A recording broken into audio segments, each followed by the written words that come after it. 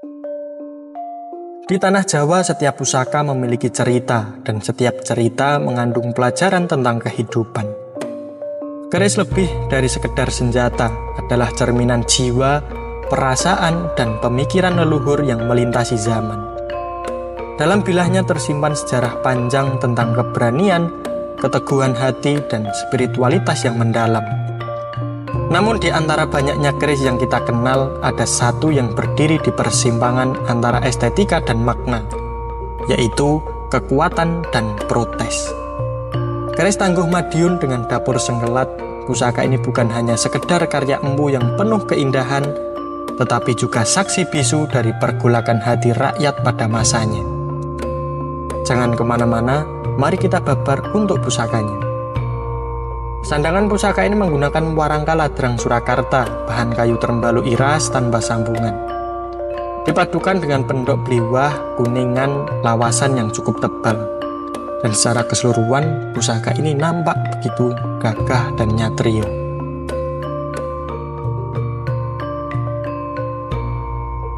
Pusaka Luk 13, dapur sengkelat, pamor ngulit semongko, Tangguh Madiun sepuh. Di balik setiap helaan napas sejarah yang mengalir dalam nadi bangsa, terdapat pusaka yang mengukir jejak perjuangan, keteguhan hati, dan spiritualitas. Salah satu pusaka yang lekat dengan warisan budaya Jawa adalah keris. Bukan sekedar alat, keris merupakan simbol kekuatan, keberanian, dan kedalaman spiritual yang melampaui sekedar bentuk fisiknya. Di antara banyaknya keris yang tersebar di Nusantara, keris Tangguh Madiun memiliki keistimewaan tersendiri. Meski sering tak sepopuler keris-keris di era Majapahit ataupun Mataram, pusaka ini menyimpan cerita yang penuh akan syarat makna dan sejarahnya. Keris Tangguh Madiun tidak lahir dari gemerlap istana atau kisah kemegahan.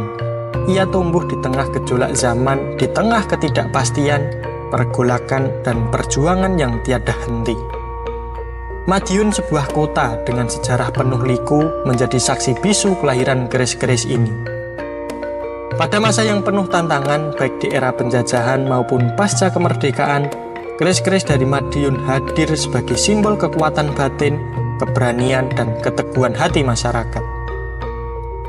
Dapur sengkelat, salah satu bentuk keris Luk 13 yang sangat legendaris, menjadi primadona di kalangan pecinta tosanaji. Nama sengkelat sendiri diyakini berasal dari istilah Jawa yang berarti sengkel atine atau sengkeling ati, yang bermakna jengkel hati atau kemarahan yang mendalam. Nama ini tidak sekedar nama, ia mengandung filosofi yang mencerminkan kondisi masyarakat pada masa keris ini dibuat. Keris sengkelat khususnya pada era Majapahit melambangkan kondisi rakyat yang merasa tidak puas dengan kebijaksanaan penguasa. Pemerintah pada masa itu lebih mengutamakan kepentingan kaum modal dan para pengusaha yang dilambangkan melalui keris sapu inten. Sebagai antusias, sengkelat menjadi suara protes rakyat yang merasa terpinggirkan, simbol ketidakpuasan yang menjelma dalam bentuk pusaka.